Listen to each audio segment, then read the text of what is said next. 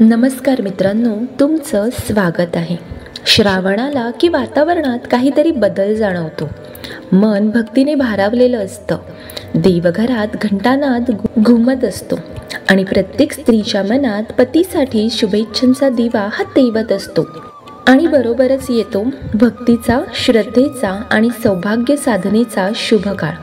हा महिना आहे पतीच्या दीर्घायुष्याचा संकल्प घेणाऱ्या प्रत्येक सौभाग्यवती स्त्रीसाठी अत्यंत महत्त्वाचा.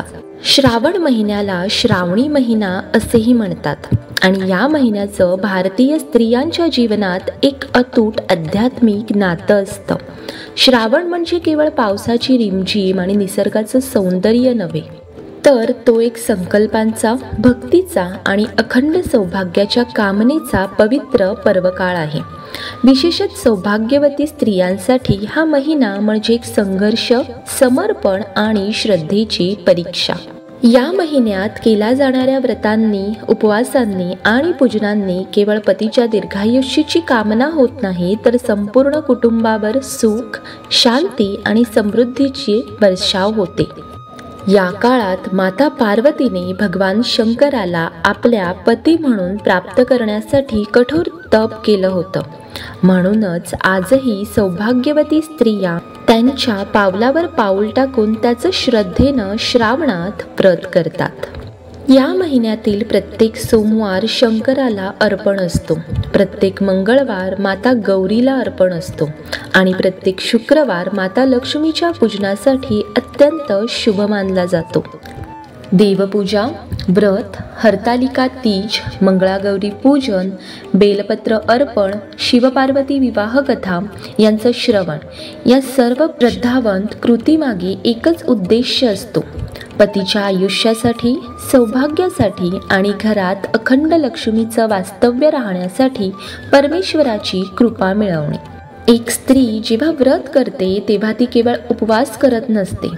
ती आपल्या देवतेसाठी, आपल्या पतीसाठी, आपल्या कुटुंबासाठी आणि आपल्या संस्कृतीच्या परंपरेसाठी एक प्रार्थना बनते.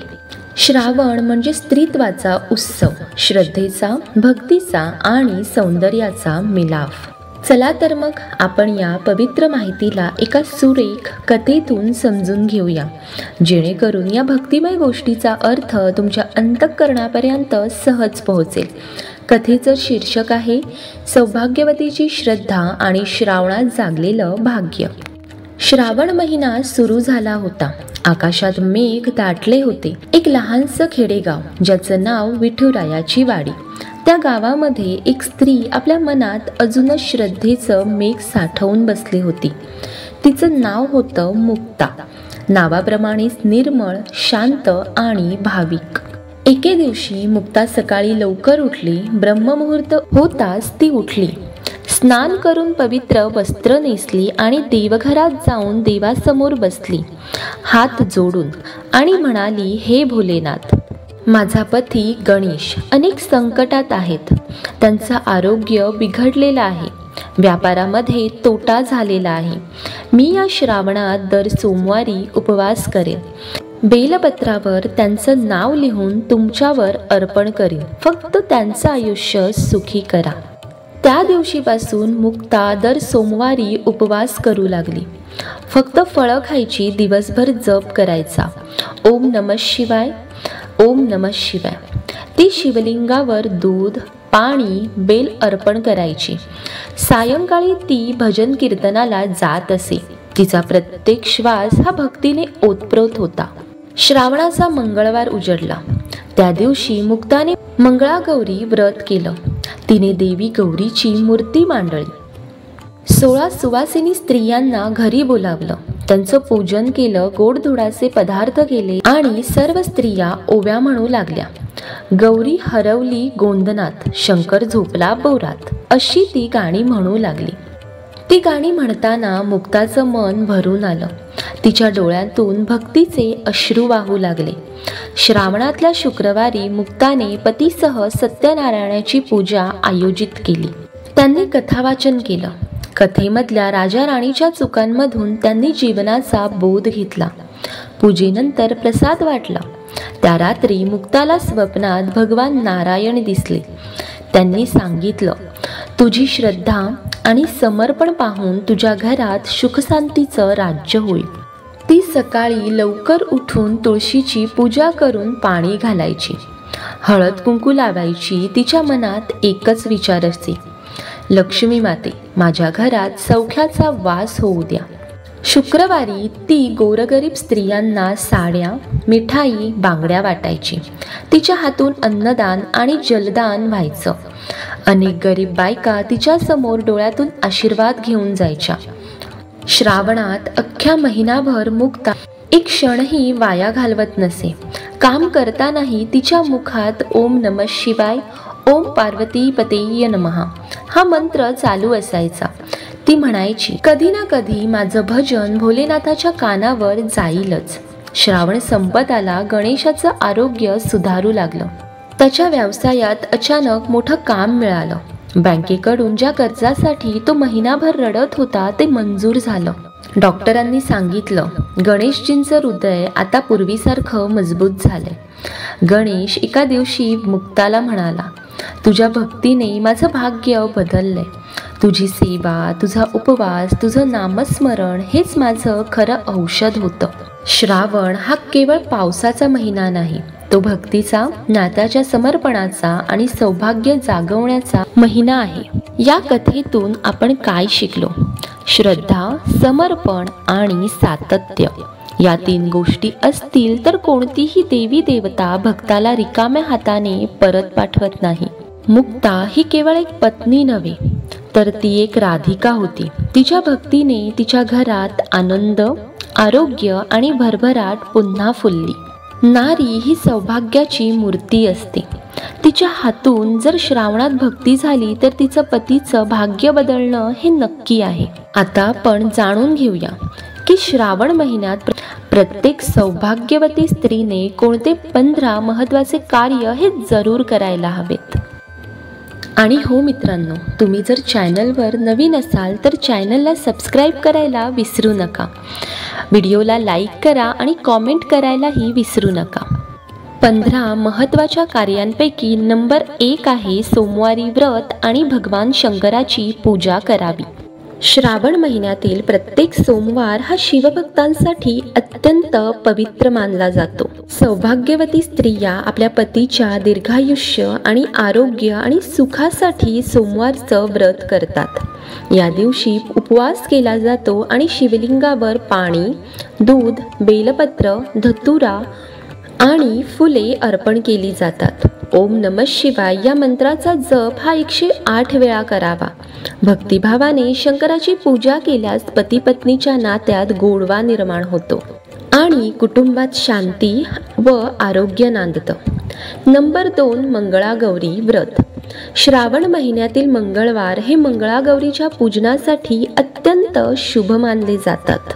नवविवाहित किंवा विवाहित स्त्रिया हे व्रत करत असतात. देवी गौरीची मूर्ती मांडून तिला विविध प्रकारचे फळं, मिठाई, वस्त्र अर्पण केली जातात. 16 स्त्रियांचं पूजन, ओव्या म्हणणं, झिम्मा फुगडी खेळणं हा परंपरेचा एक भाग आहे.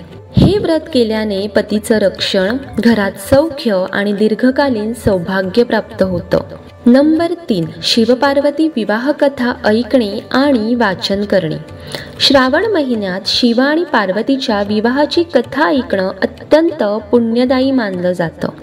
या कथेत देवी पार्वतीच्या कठोर तपश्चर्येचं वर्णन येतं, जी त्यांनी भगवान शिवास पती म्हणून मिळवण्यासाठी केली होती. या कथा वाचण्यामुळे स्त्रियांमध्ये श्रद्धा, संयम आणि विवेक जागृत होतो. पती पत्नी दोघांनीही एकत्र बसून ही कथा ऐकली तर नात्यात गोडवा आणि समर्पण वाढतं.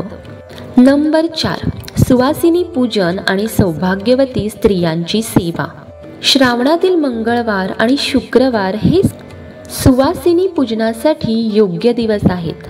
सौभाग्यवती स्त्रीला ओवाळून तिला साडी, कुंकू, फुलं, बांगड्या, मिठाई इत्यादी देण्याची परंपरा आहे.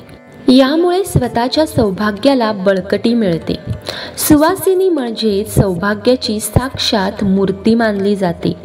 त्यामुळे तिचं पूजन केल्यास कुटुंबावर देवतेचा आशीर्वाद हा नक्कीच प्राप्त होतो. नंबर 5, सत्यनारायण व्रत आणि कथा वाचन.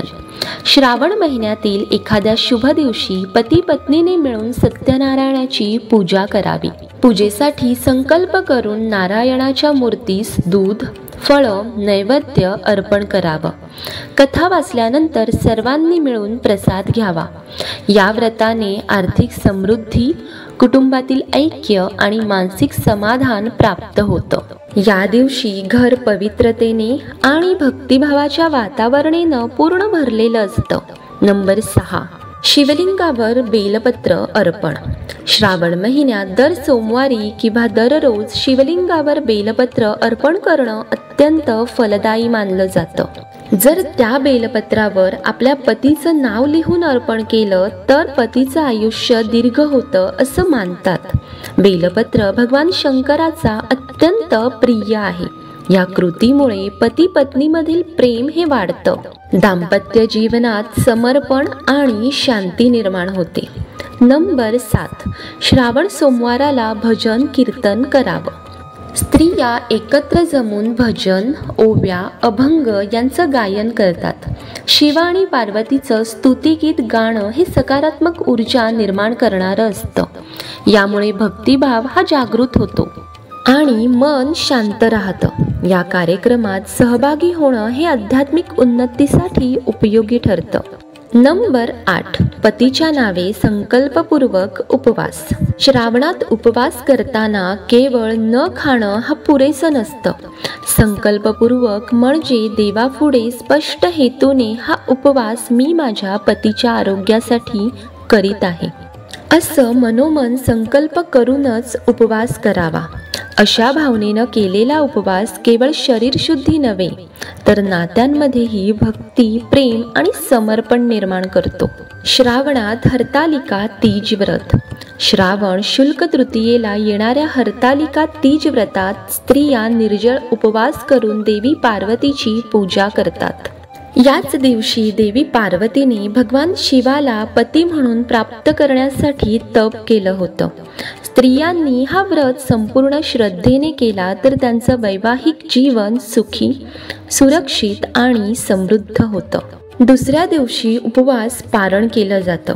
नंबर 10, घरात तुळशी सौभाग्यवती स्त्रीने पूजा करावी. तुळस ही लक्ष्मी मातेचं प्रतीक मानलं जातं. श्रावण महिन्यातील सौभाग्यवती स्त्रियांनी रोज सकाळी तुळशीची पूजा करावी. तिला फूल, गंध, नैवेद्य अर्पण करून आरती करावी. तिच्या मुळांना पाणी घालावं आणि तुळशीभोवती परिक्रमा करावी.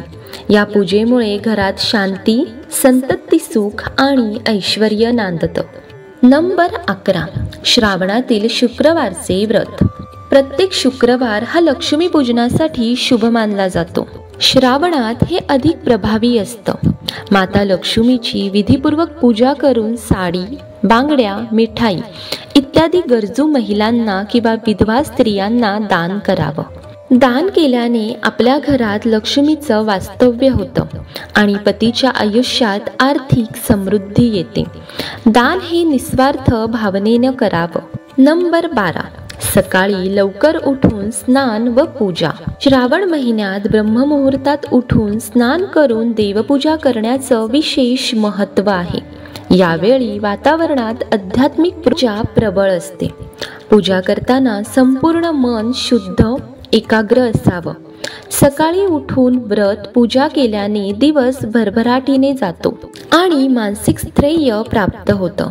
देवघरात शांततेने बसून भगवंताचं स्मरण करावं. नंबर 13, सिंदूर, कुंकू, बांगड्या, मंगळसूत्र यांचा आदर. सौभाग्यवती स्त्रियांसाठी या चिन्हाचा वापर अत्यंत पवित्र मानला जातो. श्रावण महिन्यात देवपूजेसाठी नटून थटून भरीजरी साडी नेसून केसात फुलं माळून टिकली लावून पूजा केल्यास सौभाग्य वृद्धिंगत होतं. ही चिन्ह केवळ शरीर सौंदर्याचे नाही तर नात्यांची शुभता आणि संरक्षक यांचं प्रतीक आहे. नंबर 14, अन्नदान आणि जलदान करावं. श्रावणात पावसामुळे अनेक गरजू गरीब लोकांची अवस्था कठीण असते. अशा वेळी त्यांना अन्न, पाणी, छत्री, कपडे हे देणं फार पुण्याचं मानलं जातं. पतीसाठी उपवास करत असताना जर इतरांच्या पोटात अन्न गेलं तर त्याचं पुण्यफळ हे हजारो पट वाढतो असं शास्त्र सांगतं. प्रत्येकाने आपल्या सामर्थ्यानुसार दानधर्म करावा. नंबर 15, भगवंताचं नामस्मरण आणि मंत्रजप. श्रावणात केवळ विधी नव्हे तर अंतःकरणातून केलेलं नामस्मरणही महत्त्वाचं आहे. ओम नमः शिवाय, ओम पार्वती पतेय नमः हे मंत्र 108 वेळा जपावेत. जप करताना ध्यान, भावना आणि भक्ती यांचा संगम असावा. मंत्र जपामुळे नकारात्मकता दूर होते, चित्त एकाग्र होतं आणि सौभाग्य टिकून राहतो. श्रावण महिना हा केवळ व्रतांचा नव्हे तर भक्तीचा उत्सव आहे. आपल्या कृतीतून जर निस्वार्थ श्रद्धा दिसली तर भोलेनाथ कृपा करायला विसरत नाहीत. सौभाग्यवती स्त्रीची श्रद्धा हेच तिचं खरं सौंदर्य असतं. श्रावणातील प्रत्येक व्रत, प्रत्येक पूजा ही तुमच्या कुटुंबाच्या सुखासाठी एक सोन्याची वीट ठरते. तुम्हीही या संधीचं सोनं करा. मनापासून केलेली पूजा, भक्तीने ओतप्रोत असलेलं व्रत आणि प्रेमाने अर्पण केलेला मंत्र या सगळ्यातून मिळतो खराखुरा ईश्वराचा आशीर्वाद. या श्रावण महिन्यात प्रत्येक दिवस साधकासाठी एक पुढे नेणारा ठरो, हीच प्रार्थना. मित्रांनो, आजच्या व्हिडिओमध्ये इतकेच. तुम्हाला ही माहिती आणि ही कथा उपयोगी वाटली असेल तर नक्की शेअर करा. तुमचं मत हे कमेंटमध्ये लिहा. आपल्या श्रद्धेच्या या प्रवासात आपण पुन्हा भेटूच एका नवीन व्हिडिओसह, नव्या माहितीसह. तोपर्यंत ओम नमः शिवाय म्हणत राहा आणि भक्तीचा दीप प्रज्वलित ठेवा. आणि सर्वात महत्त्वाचं, देवाचं नाम हे जपत राहा. जय श्री कृष्णा. श्री स्वामी समर्थ.